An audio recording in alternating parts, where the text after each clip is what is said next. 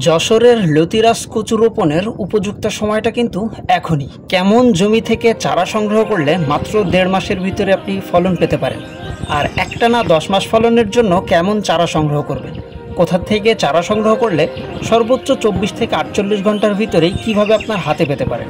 সুন্দরবন কুরিয়ারের মাধ্যমেই চারাগুলো ডেলিভারি করা হচ্ছে।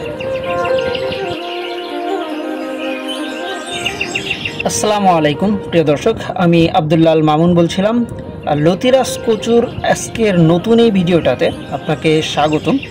আর আজকে মূলত আমরা সরাসরি মাঠ থেকে দেখাবো চারা সংগ্রহ করার আগে কোন কোন বিষয়গুলো আপনাকে জানা উচিত, বা চারা রোপণের ক্ষেত্রে কোন কোন বৈশিষ্ট্যগুলো দেখে চারা সংগ্রহ করা উচিত, কেমন জমিতে আপনার ফলনটা বেটার হবে, আর আসলে চারা রোপণের উপযুক্ত সময়টা কখন কেন বলা হয়।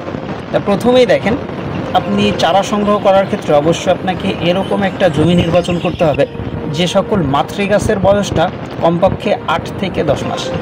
আপনি যদি 8 মাস থেকে 10 মাস বয়সী মাতৃগাছের চারাটা সংগ্রহ করতে পারেন, তাহলেই কিন্তু মাত্র 45 দিনের ভিতরেই আপনার প্রত্যেকটা গাছ থেকেই 2-3টা করে লতি বের হওয়া শুরু হবে। আর যার একটা সময়কাল থাকবে মিনিমাম 8 থেকে 10 মাস পর্যন্ত। অনেকে আছে এক্ষেত্রে কম দামি চারা সংগ্রহ করে বা রানিং জমির চারাগুলো সংগ্রহ করে, সেক্ষেত্রে কিন্তু আসলে এই দীর্ঘদিন যাবৎ ফলনটা দেয় না। আবার ফলন শুরু হতেও মোটামুটি 3 মাস মতো সময় লেগে যায়। যার জন্য অবশ্যই আপনাকে চারা সংগ্রহ যদি করতে হয় বা লতি কচু যদি চাষ করতে হয়, যেখান থেকেই চারা সংগ্রহ করেন না কেন, আপনাকে আগে জানতে হবে যে আমি কেমন জমি থেকে চারাটা দিচ্ছি, আমার মাতৃগাছের বয়সটা আসলেই কত। এই জিনিসটা জেনে শুনে তারপর আপনাকে অবশ্যই চারাগুলো সংগ্রহ করতে হবে। যেটা আমরা প্রতিনিয়ত চারাগুলা ডেলিভারি করতেছি সুন্দরবন কুরিয়ারের মাধ্যমে। আমি সরাসরি আজকে আমরা যে চারাগুলা ডেলিভারি করতেছি সেটাও কিন্তু আপনাদেরকে একেবারেই মাঠ থেকেই দেখানোর জন্য চেষ্টা করব।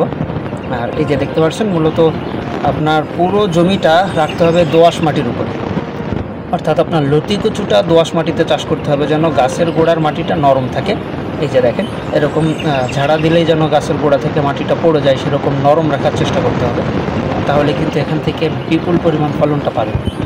স্বাভাবিকভাবে একটা গাছ থেকে 7টা-8টা করে লতি আসে, আর যদি সঠিকভাবে পরিচর্যা করা যায় বা প্রাপ্তবয়স্ক জমির চারাটা সংগ্রহ করা যায়, সেই ক্ষেত্রে 12টা-13টা পর্যন্ত প্রত্যেকটা গাছ থেকেই কিন্তু লতি আসে, যেটা প্রত্যেক সপ্তাহে। এই যে দেখতে পাচ্ছেন, এই সকল চারাগুলো আমরা আজকে ডেলিভারি করতেছি, আর যেটা 2 টাকা করে মূলত আমরা চারাগুলো ডেলিভারি করি। আর এর পাশাপাশি এই যে কিছু রেডি সাইজের চারা আছে, এই চারাগুলো আমরা 5 টাকা পিসে বিক্রি করতেছি, যেটা প্রত্যেকটা চারার গোড়াতেই 2-3টা করে অসংখ্য লতি থাকতেছে। আর এই চারাগুলো আমরা প্রত্যেকটা বস্তাতে এভাবে প্যাকিং করে, বস্তাতে মূলত নাম লিখে তারপরেই কিন্তু কুরিয়ারের উদ্দেশ্যে পাঠিয়ে দিচ্ছে। দেখতে পাচ্ছেন, তো যারা আছেন নতুন চাষি, তারা চাইলেই কিন্তু খুব সহজভাবেই আমাদের কাছ থেকে চারাগুলো সংগ্রহ করতে পারেন। তার জন্য আর দেরি না করে আমাদের ভিডিও স্ক্রিনে দেওয়া নম্বরে যোগাযোগ করবেন। সবাই ভালো থাকবেন, আল্লাহ হাফেজ।